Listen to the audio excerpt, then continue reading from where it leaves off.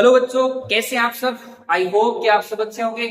पारस education के इस online platform पे आपका स्वागत है। मैं chemistry mentor Sandeep Jangir. I hope कि आपका सबका पेपर अच्छा हुआ होगा।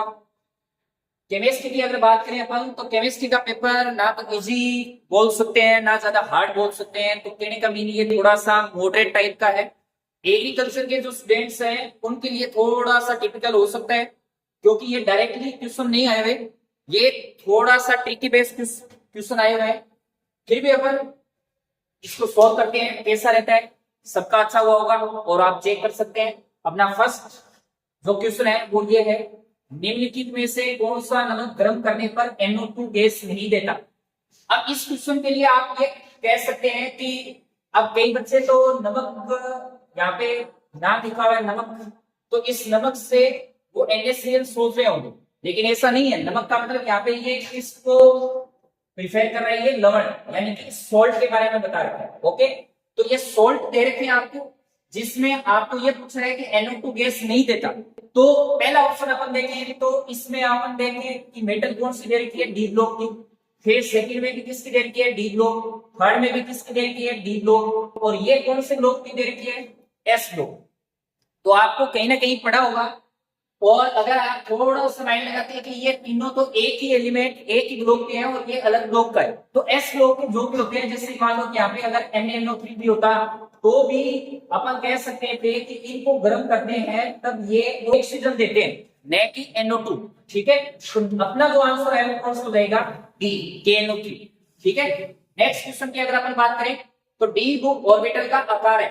तो आपको पहले ऑप्शन में दे रखा है गोलाकार, तो आपने बहुत बार पढ़ रखा है कि गोलाकार जो है वो एस कक्षक के लिए होता है, डंबल वो होता है पी कक्षक के लिए, जटिल कॉम्प्लेक्स यानी कि एफ कक्षक के लिए। लेकिन आपको डी ऑर्बिटल है वो होता है द्विडंबलाकार, वो ऑप्शन में नहीं है, लेकिन इससे डी में दे रखा है, इनमें से कोई नहीं। तो अपना आंसर कौन सा रहेगा, डी हो जाएगा। ठीक है, क्योंकि डी ऑर्बिटल की जो आकृति होती है वो किस प्रकार का होता है, आकार उसका द्विडंबलाकार, डबल शेप होता है। फिर आता है ब्लिस्टर कॉपर है।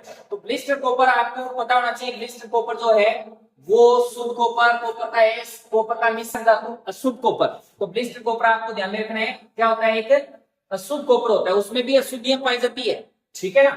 नेक्स्ट अगर अपन बात करें, लगभग 80% फास्फोरस, 80% फास्फोरस मिट्टी से जड़ की सतह तक किसके माध्यम से पहुंचाया जाता है। तो आपने प्लांट फिजियोलॉजी के अंदर प्रासरण मिश्रण पढ़ रखे होंगे, तो वहां से भी इस क्वेश्चन को सॉल्व कर सकते हैं। वैसे ये सॉइल केमिस्ट्री से रिलेटेड है, उसमें यह दिया गया है कि ज्यादातर जो भी है वो जड़ों द्वारा जो भी अवशोषण होता है वो किसके द्वारा होता है, विसरण के द्वारा होता है। ठीक है, और बाकी जो भी अवशोषण की प्रक्रिया होती है, गैसों का प्रवाह होता है, वो सारा ज्यादातर किसके द्वारा होता है, प्राशन के द्वारा। लेकिन यहाँ पे अपन ने इसको पढ़ा तो क्या लिखा हुआ है कि मिट्टी से जड़ की सतह तक किसके माध्यम से पहुंचाया जाता है। तो अपना आंसर कौन सा हो जाएगा, विसरण, यानी कि जड़ों द्वारा जो भी क्रिया की जाती है वो ज्यादातर किस विधि से होती है, विसरण विधि से। नेक्स्ट अगर अपन बात करें कि अम्लीय मिट्टी में फास्फोरस की उपलब्धता अधिशोषण और अवक्षेपण के कारण कम हो जाती है। अब कम हो जाती है, सही बात बोल रहे हैं। क्यों बोल रहे हैं, क्योंकि अम्लीय मिट्टी के अंदर आपको पता है कि आयरन के ऑक्साइड की अधिकता हो जाती है, आयरन जो तत्व है वो ज्यादा हो जाता है, एल्यूमिनियम के ऑक्साइड अधिक हो जाते हैं, तो फास्फोरस की उपलब्धता क्या हो जाएगी, कम हो जाएगी। तो अपन कह सकते हैं इसमें आयरन और एल्यूमिनियम ऑक्साइड। ठीक है, नेक्स्ट अगर अपन बात करें, इसे पोटास का म्यूरेट भी कहा जाता है, लेकिन जनरली आप क्या बोलते हो, म्यूरेट ऑफ पोटास, MOP, क्या कहते हो आप, MOP। ठीक है ना, म्यूरेट ऑफ पोटास, लेकिन यहाँ पे दे रखा है पोटास का म्यूरेट। ओके, तो आपको इसका आंसर पता है, पोटेशियम क्लोराइड यानी कि बी। ओके, तो KCl। नेक्स्ट क्वेश्चन, ये पौधों में रेडॉक्स प्रतिक्रिया में शामिल होते हैं। अब आप सोच रहे होंगे कि सर ये रेडॉक्स अभिक्रिया कहां पे होती है, पौधों में कहां, कैसे, कौन सी प्रक्रियाओं में होती है। तो आपने पढ़ रखे हैं प्रकाश संश्लेषण और श्वसन, तो उनमें ये रिएक्शन होती है। जैसे आपने साइटोक्रोम पढ़ रखा होगा, ठीक है ना, तो कहीं ना कहीं आपने आयरन पढ़ रखा होगा, मैग्नीज पढ़ रखा होगा, जहां पे आपने प्रकाश संश्लेषण में H2O के जल अपघटन पे कौन से तत्व काम में आते हैं उसमें पढ़ रखा होगा। ठीक है ना, तो वहां पे रेडॉक्स अभिक्रिया होती है, रेडॉक्स के अंदर ऑक्सीकरण और अब चेन दोनों शामिल है तो बायो से रिलेटेड क्वेश्चन है ये। वैसे तो अपन कह सकते हैं कि सॉइल केमिस्ट्री के, लेकिन ये अपन पढ़ते कहां पे इसको, बायो के अंदर, तो ये Mn और Fe। ओके, अपना जो आंसर है वो कौन सा हो जाएगा, सी ऑप्शन हो जाएगा। ठीक है, नेक्स्ट की अगर अपन बात करें, 21 डिग्री सेल्सियस पर दूध वसा का विशिष्ट गुरुत्व है, तो ये कोई इसमें कोई फॉर्मूला तो लगाना नहीं है, ये नॉलेज बेस्ड क्वेश्चन है। और 21 डिग्री सेल्सियस पर दूध वसा का विशिष्ट गुरुत्व कितना होता है, 0.93। कितना होता है इसमें, 0.93। यानी कि आपके जो मिल्क वाला चैप्टर है सॉइल केमिस्ट्री में 12, वो चैप्टर उसमें टेबल में लिख रखा है 21 डिग्री सेल्सियस पर दूध वसा का विशिष्ट गुरुत्व जो है वो 0.93 होता है। नेक्स्ट क्वेश्चन की अगर अपन बात करें, तो कौन से 3 प्राथमिक मैक्रोन्यूट्रिएंट को पूर्ण उर्वरक माना जाता है, तो इस क्वेश्चन में आधा आंसर तो आपको क्वेश्चन में दे रखा है। क्या लिख रखा है, मैक्रोन्यूट्रिएंट। और मैक्रोन्यूट्रिएंट आप सब जानते हैं, एग्रीकल्चर में भी पढ़ते हैं, सॉइल केमिस्ट्री में भी पढ़ते हैं। तो आप क्या कह रहे हो, मैक्रोन्यूट्रिएंट क्या होता है, एनपीके। और एनपीके और पूर्ण उर्वरक, आपने देखा होगा कि ज्यादातर जो भी किसान है वो अपने खेतों में क्या डालते हैं, एनपीके डालते हैं। ओके, तो अपना जो आंसर है वो कौन सा हो जाएगा, एनपीके। ठीक है, नेक्स्ट क्वेश्चन की अगर अपन बात करें, तो दूध में प्राथमिक प्रोटीन है, तो ये रिपीटेड क्वेश्चन है, पिछले सालों के एग्जाम पेपर में भी आया है, पीवाई की क्वेश्चन है ये। दूध में प्राथमिक प्रोटीन है तो केसिन प्रोटीन। ठीक है, अगर पिछले साल क्वेश्चन आया था शर्करा का, कौन सी शर्करा होती है, तो लैक्टोज, तो अब की बार प्रोटीन पूछ लिया, और प्रोटीन के अंदर कौन सा जाएगा, केसिन प्रोटीन। नेक्स्ट की अगर अपन बात करें कि निम्न में से कौन सा रसायन जैव आवर्धन के लिए जिम्मेदार है, तो आप बायो के इकोलॉजी चैप्टर में पढ़ रखे होंगे, इकोलॉजी में पढ़ते हैं आप क्या, बायोमैग्निफिकेशन। वैसे पॉल्यूशन वाला सॉइल केमिस्ट्री में भी दे रखा है, लेकिन वहां पे डिटेल से आपको बायो में पढ़ाया जाता है बायोमैग्निफिकेशन। जैसे जो जंतु पलवक होते हैं, फिर मछलियां, छोटी मछलियां, फिर उससे बड़ी मछलियां, फिर बड़ी मछलियों को फिर मानव खाता है, तो लास्ट में जैसे चिड़िया वगैरह में ये जो मानव तक जब भी पहुंचता है तब तक उसकी मात्रा कितनी हो जाती है, 25 ppm। अब आपको याद आया होगा कि सर कौन सा एग्जाम्पल होगा वो, तो आपने नाम सुना होगा उसका डीडीटी। डीडीटी का पूरा नाम क्या होता है, डाइक्लोरो ट्राइक्लोरो एसिड, ट्राइक्लोरो। अब इसमें आपने देखा होगा कि डीडीटी डाइक्लोरो आ रहा है, यानी कि ये क्लोरीन भी उत्पन्न है, और क्लोरीन भी उत्पन्न है, साथ में ये ऑर्गेनिक कंपाउंड भी है। तो आपको फर्स्ट ऑप्शन दिख रहा है क्या, ऑर्गेनो क्लोरीन कीटनाशक। डीडीटी एक प्रकार से क्या होता है, कीटनाशक। तो अपना आंसर कौन सा हो जाएगा, ए। ठीक है, तो डीडीटी बायोमैग्निफिकेशन का सबसे पॉपुलर एग्जांपल यही होता है, डीडीटी, और डीडीटी ऑर्गेनो क्लोरीन कीटनाशक। ओके, नेक्स्ट की अगर अपन बात करें कि निम्न में से कौन सा फ्लोरीन व्युत्पन्न शक्तिशाली ग्रीन हाउस गैस है, तो आपने ग्रीन हाउस गैस में अगर अपन बात करें कि जो सबसे ज्यादा संश्लेषित होता है और पावरफुल है, वो कौन सा है, अपना SF6। अपना आंसर कौन सा हो जाएगा इसमें, SF6। ठीक है, SF6। नेक्स्ट की अगर अपन बात करें कि निम्न में से कौन सा कथन सही नहीं है, ये इस 40 क्वेश्चनों में से ये क्वेश्चन ऐसा था जिसमें आपको 3 ऑप्शन चाहे नहीं आए, लेकिन एक ऑप्शन अगर आ रहा है तो उसका इनडायरेक्टली आप आंसर दे सकते हैं। यानी कि आपको कई बार बोला गया है कि क्वेश्चन के अंदर चारों ऑप्शन को अच्छे से पढ़ो, चाहे वो ऊपर वाले तीनों ऑप्शन आपको आए नहीं आए, लेकिन उसमें से एक ऑप्शन आपको ऐसा मिलेगा जो कहीं ना कहीं आपका पढ़ा हुआ होगा, तो वो उसी टाइप का क्वेश्चन आएंगे। कैसे कि आपने एग्रीकल्चर में पढ़ रखा होगा बोर्डो मिश्रण। अब मेरे को भी अगर मैं देखूं तो beta carotene A, provitamin A है, इतना नॉलेजेबल जो है। प्रोविटामिन तो अपन पढ़ते हैं, बीटा कैरोटीन भी पढ़ते हैं, लेकिन दोनों को एक साथ कहीं पे नहीं लिखा हुआ, आपकी बुक में भी नहीं लिखा हुआ। ठीक है ना, एंजाइम विशिष्ट जैविक उत्प्रेरक होते हैं, ये अपन पढ़ते हैं कि जैविक उत्प्रेरक होते हैं जिनमें सुपरिभाषित सक्रिय स्थल होते हैं, ये एकदम सही है, आपको ये ध्यान रहता है। आइसोएमाइल ग्लिसरेट में सेब की खुशबू होती है। अब जिस बच्चे को अगर ये नहीं पढ़ा हुआ है, लेकिन अगला ऑप्शन देखिए, बोर्डो मिश्रण खरपतवार नाशक है, तो यहाँ पे आपके माइंड में बत्ती जल जानी चाहिए कि सर ये खरपतवार नाशक नहीं होता, ये होता है कीटनाशक। तो अपना आंसर यही हो जाएगा, सही नहीं है। इसने क्या लिख रखा है, बोर्डो मिश्रण खरपतवार नाशक है, तो अपना आंसर कौन सा हो जाएगा, डी, क्योंकि ये तो क्या होता है, कवकनाशक। तो इस तरीके से कुछ क्वेश्चन ऐसे आते हैं जिससे आप चारों ऑप्शन में से जो आपको आता है उसके अकॉर्डिंग आप इनडायरेक्टली उसका आंसर दे सकते हैं। फिर नेक्स्ट है कार्बनिक यौगिकों में मौजूद हेलोजन का अनुमान इस प्रकार लगाया जाता है। आपको पता है बहुत सारी कार्बनिक यौगिकों के विश्लेषण की विधियां हैं, जिसमें से हेलोजन के लिए जो अपन यूज करते हैं वो कौन सी विधि होती है बेटा? केरियस विधि। तो अपना आंसर कौन सा हो जाएगा? ए। ठीक है, नेक्स्ट क्वेश्चन की अगर अपन बात करें, निम्न में से किसमें तीन केंद्र 3 इलेक्ट्रॉन पाई बंद है? तो ये क्वेश्चन थोड़ा सा प्रिंटिंग मिस्टेक से डिलीट भी हो सकता है। अब वो यूनिवर्सिटी पे डिपेंड करता है कि किस प्रकार से इस क्वेश्चन को ले, कैसे। क्योंकि अगर मैं इसकी बात करूं तो ये डॉट माने या माइनस माने ये अभी कोई कंफर्म नहीं है, क्योंकि यहाँ पे भी इंग्लिश वाले पेपर के अंदर भी आपको सही से डायरेक्टली पता नहीं चल रहा कि ये माइनस है या डॉट है, यानी कि फ्री रेडिकल है या एनाइन है। ऐसे इसकी बात करें तो इसमें क्या हो गया? कार्बोकेटाइन हो गया। इसकी अगर बात करें तो यहाँ पे कोई साइन नहीं लगा रखा, और साइन नहीं लगा रखा, ना तो फ्री रेडिकल दे रखा है, ना इसने कार्बोकेटाइन दे रखा है, ना इसने एनाइन दे रखा है। तो आपको जो क्वेश्चन दिया गया है 3 सेंटर और 3 इलेक्ट्रॉन पाई बंद, तो ये डीलोकलाइजेशन होता है। डीलोकलाइजेशन किसमें होता है? एक फ्री रेडिकल के अंदर होता है, और फ्री रेडिकल जो है इसके जो इलेक्ट्रॉन अगर रोटेट होंगे तो जैसे CH2 के ऊपर अगर यहाँ पे डॉट होता तो अपना आंसर कौन सा होता? CH2 डबल बॉन्ड CH और CH2।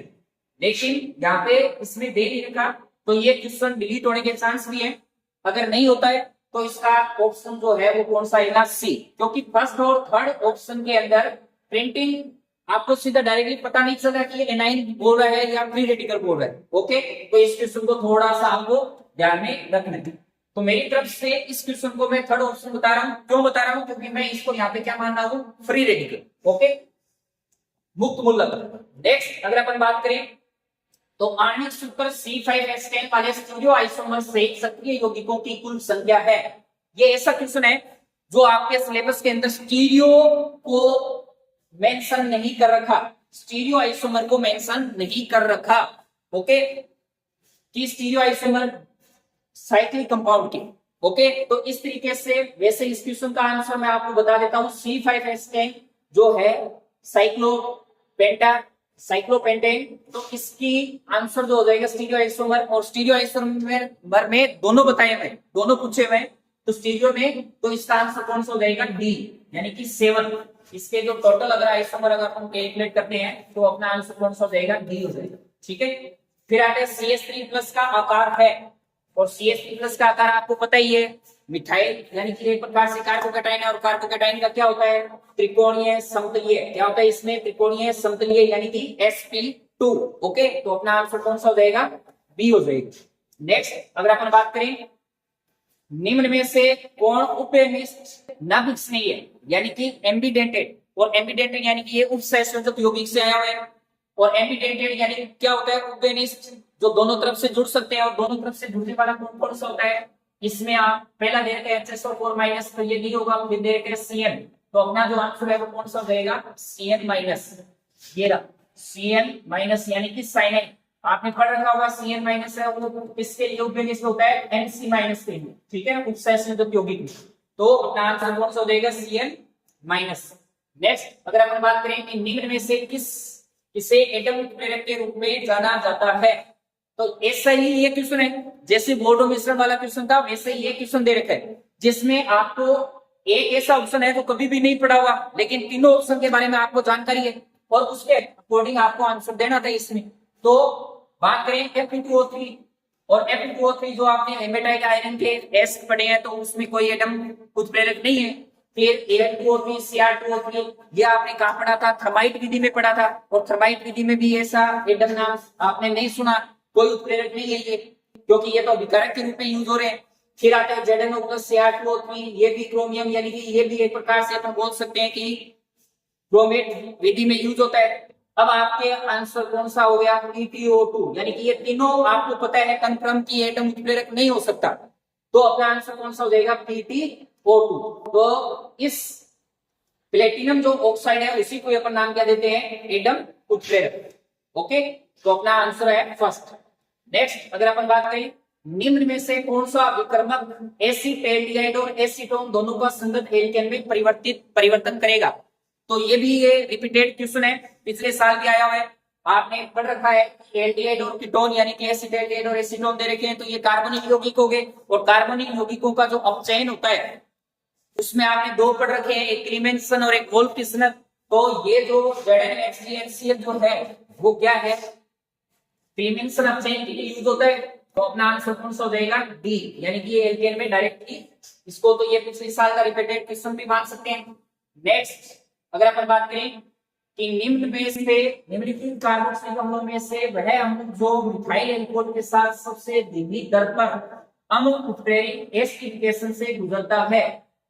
एसिडिफिकेशन रिएक्शन आपको बहुत मोस्ट इंपोर्टेंट लिखा रखी थी, और एसिडिफिकेशन में आपको एल्कोहल के साथ क्रियाशीलता का क्रम भी आपको पता होना चाहिए। धीमी प्रक्रिया कौन करेगा, जिसमें त्रिविम बाधा ज्यादा होगी, और त्रिविम बाधा जिसमें ज्यादा होगी वो धीमी प्रक्रिया करेगा, तो एसिडिफिकेशन का जो उत्पाद है वो भी कम प्राप्त होगा। तो अपन बात करें कि सबसे ज्यादा इसमें त्रिविम बाधा कौन से यौगिक में हो सकती है, तो पहला HCOOH इसमें नहीं है, CH3 COOH फिर CH3 यानी कि एक कार्बन पे आप देख सकते हो कि ये 3 डिग्री बन गया, और 3 डिग्री यानी कि इसमें त्रिविम बाधा सबसे ज्यादा है, तो इसका आंसर कौन सा हो जाएगा, C। ओके, तो ये सबसे कम एसिडिफिकेशन रिएक्शन करेगा सबसे धीमी गति से। नेक्स्ट है नोवोलेक का मोनोमर है, वो भी अच्छा क्वेश्चन है ये। नोवोलेक का मोनोमर है, ये पॉलीमर से आपको पता होता है कि पॉलीमर से एक क्वेश्चन आएगा, लेकिन ये वो क्वेश्चन है जो पॉलीमर से तो आया है, लेकिन इसमें भी आपको बहुत ज्यादा डीपली आपका माइंड लगा है। कैसे कि नोवोलेक का अपन क्या पढ़ते हैं कि एल्डिहाइड फॉर्मेल्डिहाइड और क्या पढ़ते हैं अपन, फिनोल पढ़ते हैं, लेकिन इसी भी ऑप्शन में नहीं दे रखा है। नोवोलेक का जो क्या करते हो, नोवोलेक का क्या पढ़ते हैं कि एक तो होता है फिनोल और एक आपके पास होता है फॉर्मेल्डिहाइड। अब ये ऑप्शन में कहीं नहीं दे रखा, आपकी जो भी बुक है उस बुक में केवल ये दे रखा होता है फिनोल प्लस फॉर्मेल्डिहाइड। अब ऑप्शन में फिनोल तो दे रखा है लेकिन फॉर्मेल्डिहाइड नहीं दे रखा, लेकिन इसमें इन दोनों से जो आप उत्पाद बनाते हो ये इस तरीके से एक उत्पाद बनता है, याद होगा आपको, जिसमें CH2 इस तरीके से। अब ये आगे इसमें उत्पाद बनेगा, तो ये एक प्रकार से क्या हो रहा है, ये आप देख सकते हो ये 1 2 या फिर इसको और तो बोल सकते हो या इसको और तो बोल सकते हो, तो ये यहाँ पे लिखा गया ortho hydroxy methyl phenol, ortho hydroxy methyl phenol. अब ये जो ऑर्थो हाइड्रोक्सी है, मेथिल भी है, फिनोल भी है, तो अपन इसको ये कह सकते हैं कि ये नोवोलेक का मोनोमर जो है वो फिनोल प्लस फॉर्मेल्डिहाइड होता है, लेकिन इसमें डायरेक्टली नहीं देके इन दोनों की रिएक्शन दबा दी, तो अपन इसमें क्या लिख सकते हैं, ऑर्थो हाइड्रोक्सी मेथिल फिनोल। तो अपना जो आंसर है वो क्या हो सकता है, थर्ड आंसर, ठीक है ना, यानी कि सी ऑप्शन। ओके, नेक्स्ट अगर अपन बात करें कि एक रसायन जो पेप्सिन के स्राव को उत्तेजित करता है, और पेप्सिन के स्राव को उत्तेजित, ये कोई डायरेक्टली केमिस्ट्री से रिलेटेड क्वेश्चन नहीं है, बायो में आप पाचन क्रिया वगैरह पढ़ते हो वहां पे भी है, डायरेक्टली ऐसे कोई क्वेश्चन नहीं है, टॉपिक नहीं है कि पेप्सिन से आप है, लेकिन फिर भी आप एंजाइम पे पढ़ते ही हो पेप्सिन वगैरह। पेप्सिन जो है वो प्रोटीन के लिए यूज होता है, एक प्रकार से प्रोटीन के अपघटन के लिए यूज होता है, लेकिन इसने ये पूछ लिया कि एक रसायन जो पेप्सिन के स्राव को उत्तेजित करता है, तो उत्तेजित कौन करता है, ये पाचन से संबंधित है, और पाचन से संबंधित है तो ये एक प्रकार से हिस्टामिन जो होता है वो इसके जो स्राव को है वो उत्तेजित करता है, और एंटी हिस्टामिन इस हिस्टामिन के स्राव को क्या कर देता है, कम कर देता है। तो अपना जो आंसर है वो ये कह रहा है कि इस क्वेश्चन के अकॉर्डिंग कि हिस्टामिन जो है पेप्सिन के स्राव को क्या करेगा, उत्तेजित करेगा, तो ये हिस्टामिन। नेक्स्ट अगर अपन बात करें 27 डिग्री सेल्सियस और 8.21 एटमॉस्फेरिक पर 3 लीटर ऑक्सीजन में, ओजोन में कुल ऑक्सीजन मोल की संख्या है। तो ये सिंपल सा क्वेश्चन है, केवल आपको फॉर्मूला बेस्ड दे रखे हैं कि PV बराबर क्या होता है, nRT। आपको मोल पूछा है n, और n से फिर क्या कैलकुलेट करोगे, जैसे PV अपॉन RT। P कितना दे रखा है आपको 8.21 इंटू V जो दे रखा है वो आपको दे रखा है PV nRT 27 डिग्री सेल्सियस और 3 लीटर, ठीक है ना, V दे रखा है यानी कि 3 लीटर।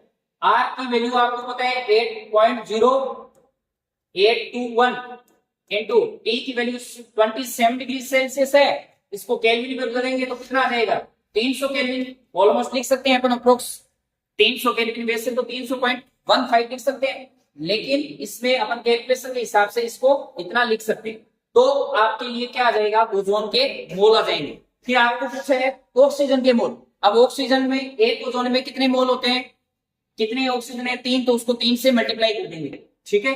तो इसको अगर अपन सोल्व करते हैं तो इसका आंसर लगभग कितना आएगा, ये एक दूसरे को कैंसिल आउट करेंगे तो इसको सब कैंसिल आउट किया तो कितना आया, इसका 1 आया, 1 मोल, क्योंकि ये दोनों एक जैसे ही है डिजिट, तो ये 1 मोल है। ये ओजोन का है, अपन को किसका निकालना है, ऑक्सीजन का। तो ऑक्सीजन, ओजोन में कितनी ऑक्सीजन है, 3, तो 3 को इससे मल्टीप्लाई करेंगे तो कितना आ जाएगा, 3 मोल। ओके, तो इस तरीके से इसको सिंपल सॉल्यूशन था, केवल आपको फॉर्मूला बेस्ड यानी कि अप्लाई करना था और आंसर। नेक्स्ट अगर अपन बात करें, मुख्य क्वांटम संख्या में वृद्धि के साथ हाइड्रोजन परमाणु में आसन ऊर्जा स्तर के बीच ऊर्जा अंतर है। तो आप देख सकते हैं बहुत ही सिंपल क्वेश्चन है। कैसे, आपको आपने पढ़ रखा होगा, जैसे ये नाभिक है, इस नाभिक के बाद ये फर्स्ट कोष, दूसरा, तीसरा, चौथा, पांचवा, इस तरीके से अपन लिखते हैं। यहाँ पे आप वैल्यू क्या लिखते हो, -13.6 के 3.4 1.54, इस तरीके से क्या कर रहे हो आप, धीरे धीरे धीरे धीरे जाके लास्ट में कितनी हो जाती है, एक प्रकार से 0 की ओर जाएगी। तो क्या हो रहा है इसमें, एक प्रकार से ऊर्जा की जो वैल्यू है वो मुख्य क्वांटम संख्या में वृद्धि के साथ ऊर्जा स्तर के बीच ऊर्जा जो अंतराल है, ऊर्जा अंतराल है वो क्या होता जाएगा, कम होता जाएगा। क्यों, क्योंकि यहाँ पे अगर मान लो मैं बात करूं कि इसमें 3.4 है सेकेंड कोर्स की, तो इन दोनों के बीच में ऊर्जा अंतराल लगभग 10 पॉइंट आ जाएगा 2। अब ये 10.2 आ रहा है तो इसमें क्या होगा, और कम हो जाएगा, इसमें और कम होगा, इसमें और कम होगा, तो अपना आंसर क्या हो जाएगा, कम हो जाता है। ओके, तो 25 नंबर पे आप इसमें मुख्य क्वांटम संख्या में जो हाइड्रोजन परमाणु ऊर्जा स्तर के बीच ऊर्जा अंतराल है तो क्या हो जाएगा, कम हो जाएगा। ठीक है, नेक्स्ट अगर अपन बात करें परमाणु क्रमांक दिया, तो परमाणु क्रमांक आपको पता है, परमाणु क्रमांक सबसे पहले किसने बताया था, मोजले ने। मोजले का जो समीकरण दे रखा होता है, मोजले समीकरण, उसके अकॉर्डिंग आपका जो परमाणु क्रमांक है वो क्या हो जाएगा, मोजले। निम्न में से किस कक्षक में 2 गोलाकार नोड है, तो ये भी एक स्टार क्वेश्चन है। स्टार क्वेश्चन इसलिए बोल रहा हूं कि ये भी डिलीट हो सकता है। कैसे, अगर मैं इस क्वेश्चन के अकॉर्डिंग अगर बात करूं, लिख रखा है कि निम्न में से किस कक्षक में 2 गोलाकार नोड है, अगर मैं यहाँ पे लिखूं 2 गोलाकार नोड, और गोलाकार नोड जो होता है इसके अगर अपन बात करें तो n-l-1 और n-l-1 से कैलकुलेट करते हैं, लेकिन n-l-1 से अगर अपन कैलकुलेट करेंगे, इसकी बात करें तो 2 - 1 0 - 1, इसकी बात करें तो 4 - 0 - 1, इसकी बात करें तो 3 - 2 - 1, इसकी बात करें तो 4 और 3 - 1। तो किसी में भी आंसर 2 नहीं आ रहा, किसी में भी 2 आंसर नहीं आ रहा, और 2 आंसर नहीं आ रहा तो इसका मतलब ये तो क्या होना चाहिए, डिलीट होना चाहिए। ठीक है, लेकिन अगर यूनिवर्सिटी इसको ये मानती है कि 2 गोलाकार नोड की जगह वो कुल नोड कैलकुलेट करवा दे, कुल नोड भी कैलकुलेट करवा सकती है। अब यहाँ पे लिख तो नहीं रखा कुल नोड, ओके, लेकिन अगर क्वेश्चन के अकॉर्डिंग अगर डायरेक्टली ऑप्शन देखें तो इसमें कोई ऑप्शन नहीं है जिसके अंदर 2 गोलाकार नोड हो। ओके, लेकिन अगर कुल नोड की अगर मैं बात करूं तो कुल नोड 2 किसमें हो सकते हैं, 4f में हो सकते हैं, किसमें हो सकते हैं, 4f में। ठीक है, तो ये स्टार क्वेश्चन है, इसको आपको थोड़ा सा वेट करना पड़ेगा कि यूनिवर्सिटी इस क्वेश्चन के लिए क्या ऑप्शन मानती है। ओके, नेक्स्ट क्वेश्चन की अगर अपन बात करें, निम्न में से कौन सा यौगिक समतलीय तथा अध्रुवीय है। बहुत ही सिंपल सा क्वेश्चन है, आपको कॉपी में लिखवा भी रखा होगा बहुत सारे, जिस कोचिंग से आप रिपीट करते हैं, क्योंकि ये फेमस क्वेश्चन होता है और फेमस एग्जाम्पल है एक प्रकार से HCF4, और HCF4 जो है उसकी स्ट्रक्चर इस तरीके से समतलीय पढ़ते हैं अपन, और 2 उसमें लोन पेयर होते हैं। तो ये आप ये देख सकते हो कि ये समतलीय भी है और क्या है, साथ में अध्रुवीय भी है। तो ये फेमस, मोस्ट फेमस एग्जाम्पल है, तो अपना आंसर कौन सा हो जाएगा, HCF4। ठीक है, नेक्स्ट अगर अपन बात करें 5 डाइबोरेन के अणु में 3 सेंटेड 2 इलेक्ट्रॉन बंधों की संख्या है। अब डाइबोरेन है, डाइबोरेन जो होता है उसका फॉर्मूला क्या होता है, आपको आपने पढ़ रखा होगा, B2H6 B2H6, ओके। और इस B2H6 की अगर अपन स्ट्रक्चर फॉर्म करें इस तरीके से, तो ये B2H6 इस तरीके से। अब अगर इसमें बात करें कि 3 सेंटर्ड 2 इलेक्ट्रॉन बंधों की संख्या कितनी है, तो एक तो ये बंद हो गया और एक ये बंद हो गया, तो इसका मतलब इसमें कौन कितने हो जाएंगे, 2। 3 सेंटर्ड 2 इलेक्ट्रॉन जो है वो 2 होते हैं, ओके। नेक्स्ट अगर अपन बात करें 5वें आवर्त में उपस्थित तत्वों की संख्या है, बहुत ही सिंपल क्वेश्चन है। 5वें आवर्त में अगर आपको मैं बात करूं, जैसे पहला आवर्त, दूसरा, तीसरा, चौथा, पांचवा, तो इसमें पहले में क्या होते हैं 2, दूसरे में 8, फिर 8, फिर 18, फिर 18, छठे में कितने होते हैं 32, और सातवें में अभी प्रेजेंट टाइम में कितने हो गए 32। वैसे अगर ऑप्शन में नहीं हो सातवें के लिए पूछता तो कितना होता 26, तो अपने को 5वें के लिए पूछा है और 5वें के लिए अपना आंसर कौन सा हो जाएगा 18, ठीक है ना। तो अपना 5वें आवर्त में उपस्थित तत्वों की संख्या कितनी हो जाएगी 18 हो जाएगी, ठीक है। नेक्स्ट अगर अपन बात करें बोरोन की संयोजकता है, तो बोरोन आपको पता है कौन से वर्ग का होता है, 13वें वर्ग का होता है। ब्लॉक कौन सा है, पी ब्लॉक है, पढ़ते ही हो आप। तो 13वें वर्ग के अंदर क्या होती है +3, कितनी होती है +3, बहुत सिंपल सा क्वेश्चन, ठीक है। नेक्स्ट अगर अपन बात करें तो ये बहुत अच्छा क्वेश्चन है, 1 इलेक्ट्रॉन वोल्ट ऊर्जा पर त्वरित इलेक्ट्रॉन की डी ब्रोगली तरंग मान होगा। तो इसमें अगर बच्चे ने अगर इस शब्द को नहीं पढ़ा तो वो 100% इस क्वेश्चन को गलत करेगा। क्यों करेगा वो अभी बताता हूं कि त्वरित एक्सीलरेटेड जो इलेक्ट्रॉन होता है उसके लिए डी ब्रोगली तरंग ने अलग से फॉर्मूला लिया है, क्या, h/√2mk, ठीक है ना, या mv भी लिख सकते हो इसको, एक ही बात है, 2mv, h/√2mv। h की वैल्यू आपको पता होती है कितनी होती है 6.634 इंटू 6.6 इंटू 10⁻⁻34, ओके। 2 आपको दे रखा है, m की वैल्यू इलेक्ट्रॉन के लिए कितनी होती है 9.1 इंटू 10⁻31। v की वैल्यू दे रखी है कितना 1 इलेक्ट्रॉन वोल्ट दे रखा है, तो इसको 1.6 इंटू 10⁻19 से कैलकुलेट करना है। इन सबको आप कैलकुलेट करोगे तो आपका जो आंसर है वो कौन सा हो जाएगा 1.23 नैनोमीटर। तो इसके लिए जो ऑप्शन आप इसमें आपको फॉर्मूला यूज करना था वो क्या था h/√2mv, ओके। नेक्स्ट अगर अपन बात करें उस ऋणायनिक प्रजाति को चुने जो केंद्रीय परमाणु के बारे में इलेक्ट्रॉनिक ज्यामिति से गलत तरीके से मेल खाती है।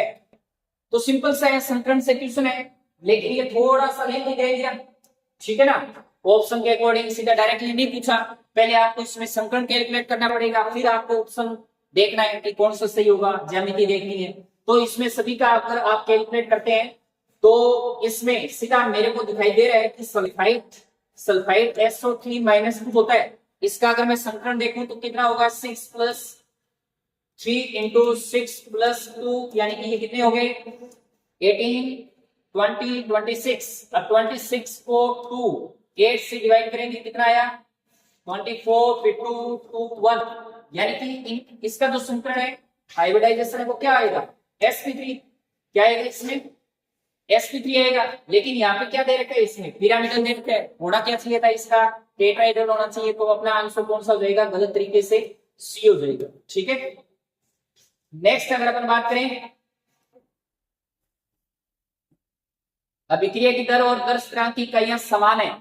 अब आपको सिंपल सा पता है कि जीरो ऑर्डर जो होता है उसके लिए n की वैल्यू 0 है, और n की वैल्यू 0 है तो उसका जो रेट और उसका रेट कांस्टेंट की जो यूनिट है वो दोनों की क्या होती है सेम होती है। बहुत ही सिंपल क्वेश्चन है, यानी कि इसका जो आंसर है वो कौन सा हो जाएगा शून्य क्रम अभिक्रिया, यानी कि शून्य ऑर्डर की जो अभिक्रिया है उसके अकॉर्डिंग, क्योंकि सीधा डायरेक्ट आपको क्या लिखना था कंसंट्रेशन यानी कि सांद्रता 1 - n और सांद्रता 1 - n और समय इनवर्स लिखते हैं, ठीक है ना। अब n की वैल्यू क्या है 0 है, तो जो इसकी रेट ऑफ रिएक्शन क्या आएगी वही रेट कांस्टेंट क्या आएगी, तो सीधा डायरेक्ट अपन लिख सकते हैं इसमें 0।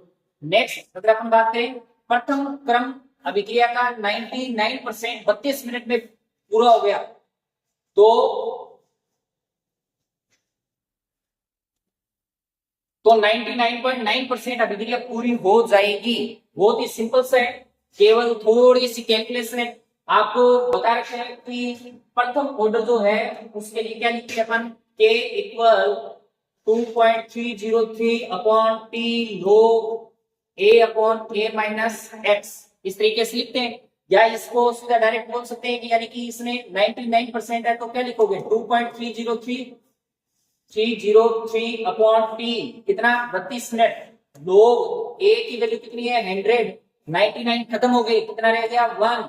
अब इसको अगर अपन कैलकुलेट करें log 100 की वैल्यू कितनी होती है 2, तो आप लिख सकते हैं इसको 2.303 इंटू 2 अपॉन 32। अब ये किसकी वैल्यू आ गई k की, ये तो अभी 99 की आई है, अभी अपन को क्या और करना पड़ेगा 99.9 के लिए भी करना पड़ेगा। अब इसके लिए अगर करेंगे तो फिर क्या होगा, इसमें k बराबर 2.303 अपॉन टी, ये आपको कैलकुलेट करना है। log a की वैल्यू 100 है और 99 उसमें से कम हो गया, 99.9 कम हो गया तो कितना रह गया 0.1, और 0.1 को अगर आप लिखोगे तो ये 10 पर ओके तो 1000 हो जाएगा, तो log 3 हो जाएगा। अब इस t की वैल्यू कैलकुलेट करनी है, k की वैल्यू अपने पास है ये रही, तो इस k को इसमें पुट करोगे फिर किसकी वैल्यू आ जाएगी अपने पास है t की। तो जब भी इसमें अपन कैलकुलेट करते हैं तो अपने आंसर कौन सा आता है 48 मिनट। ठीक है, आपको बता दिया पहले आपको k वैल्यू कैलकुलेट करनी है 99 के लिए, फिर उसके बाद में 99.9 के लिए कैलकुलेट करना। ओके, नेक्स्ट अगर अपन बात करें आदर्श केस के मामले में समताप के प्रसार के लिए बहुत ही सिंपल सा क्वेश्चन है। आप पढ़ते हो डेल जी बराबर क्या लिखते हैं अपन, del x minus p del s, del x equal होता है डेल जी बराबर del x minus p del s. अब टी की वैल्यू आपको कितनी दे रखी है, समताप की है, समान है, तो टी 0 रहेगा एक प्रकार से, तो किसके इक्वल हो गए डेल जी बराबर डेल एक्स, तो अपना आंसर कौन सा हो जाएगा बी। ओके, नेक्स्ट अगर अपन बात करें सिंपल सा है, चैप्टर के नाम से ही अपन इस क्वेश्चन का आंसर देख सकते हैं। उष्मा गति की है तो उष्मा का क्या करते हैं अपन प्रवाह, क्या करते हैं अपन प्रवाह। ठीक है, तो उष्मा का प्रवाह इसका आंसर हो जाएगा, सिंपल सा है। ठीक है, फिर कोलाइडल तंत्र में कणों का आकार क्या है, तो इस क्वेश्चन में आपको ध्यान रखना है कि ये 10⁻⁹ मीटर से 10⁻⁷ मीटर या 8 मीटर तक लिखा होता है। ये अपने इसमें बुक में लगभग इतना मीटर आपको पढ़ने में मिलता है, लेकिन यहाँ पे ऑप्शन में अगर इसकी अगर अपन बात करें तो पहला तो हो ही नहीं सकता, दूसरे की बात करें तो ये इसलिए अप्रोक्स है 9 और 8 इसके अप्रोक्स मान सकते हैं। ये अगर ये 9 से 6 भी 6 7 भी लिखा हो तो भी सही होता है, 10⁻⁹ और 6, क्योंकि नीचे तक कहीं पे भी जा सकता है, लेकिन ये लगभग है -9 से, तो अपने जो ऑप्शन है वो क्या हो सकता है इसमें बी। लेकिन इस क्वेश्चन को भी आपको ध्यान में रखना पड़ेगा कि यूनिवर्सिटी किस से इसको सही मानती है, क्योंकि मैं आपको ये बताऊं तो इसमें आप देख सकते हो 10⁻⁻6 से लेके -9, तो ये उल्टा लिखा हुआ है एक प्रकार से।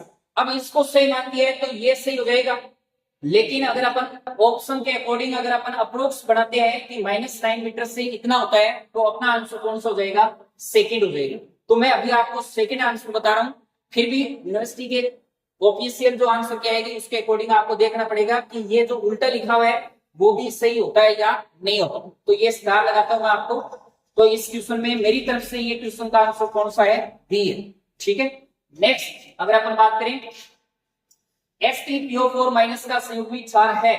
अब H3PO4 का संयुग्मी क्षार क्या होता है, एसिड में ज्यादा होता है, H+ क्षार में कम होते हैं, तो इससे जो कम होगा वो आंसर हो जाएगा।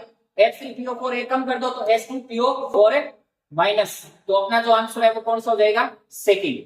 ठीक है, तो ये अपना जो आंसर है वो है सेकंड।